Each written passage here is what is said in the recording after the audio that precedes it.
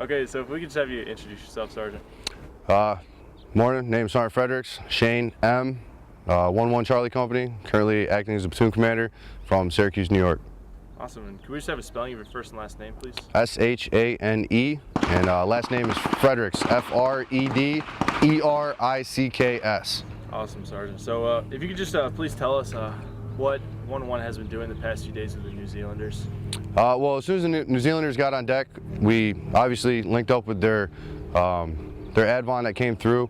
Advon got a good brief with them. Everything else that came with the main body, initially we got quick face-to-face with them, tried to build a rapport as fast as we could so they understood what we were doing. A couple big things that we've done is Marine side BZO got all their stires and all their weapons that they had from their side. Got them on target as quick as we possibly could. Day 2, we did a mod 3 as far as pivoting 180-degree drills, closing with static targets from 25 to 7, so on and so forth. The reason that we did the mod 3 is because it was a pre-qualification in order to enter into a shoot house. We got a couple different shoot houses that we're going to run through this package, but we started with the smaller shoot house so they could get a familiarization with it on Camp Pendleton, and then from the familiarization we're going to roll through the rest of the week, and then their kind of effects is going to be a double-story shoot house with another mod 3. We got a barricade shoot. It's a couple different shooting platforms. Try to introduce a little bit less conventional shooting. Once you get to Afghanistan, everything else that you go through with war, you're not always going to be shooting from standing or the traditional prone, anything like that. So we're trying to incorporate them and get them to understand that there will be times where you're going to be cocked off to your side.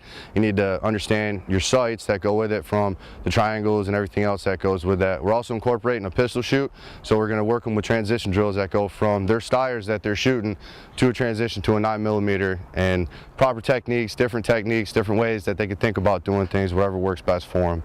Why is it important for the Marines here to work alongside the New Zealanders? A couple different reasons, really. Working with the New Zealanders, it helps us with different tactics, techniques, things that we didn't know, possibly some things that we didn't think about. At the same time, they're going to learn a bunch of different things from us. Same thing goes with any of the foreign militaries that we work with. It's good to see them come here as opposed to us always going to their country. It shows that we're welcoming at the same time, plus they see us in our home stature and different ways that we can train on our ranges. Hopefully it'll help them, once they get back to where they're going, different kind of range setups and different tactics and techniques that we show them. At the same time, different things that we can incorporate when we train our Marines. Awesome, and if you can, what are some of the things that the Marines have learned so far working with them, Sergeant? Well, for one, weapons employment with foreign weapons is one thing. We've seen different shooting platforms that the New Zealanders use that's a little bit different than what we do.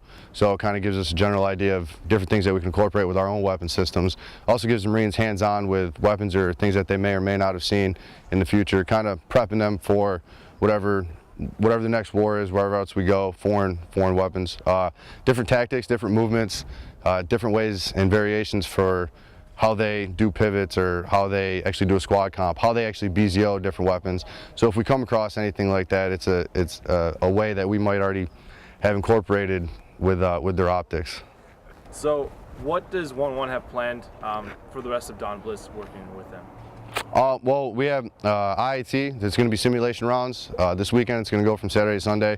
We're actually going to give them the sim rounds that we use when we do live fire training. Give them a different aspect as far as blanks or just going to combat, getting shot at, but at the same time maybe not seeing PID. We're going to put them in a situation where they're actually going to see an enemy, a real life enemy that's going to be shooting real life rounds at them.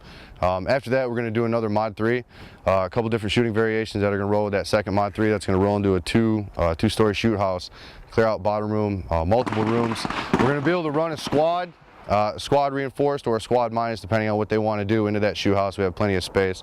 So not only are we going to give them real life enemies, insurgents, whatever you want to call them, but they will get shot, they will move tactically, they will fire maneuver, and they will talk amongst each other with solid communication. At the same time, like I said, they got the shoot house, which shoot house is just awesome. Awesome, Sergeant.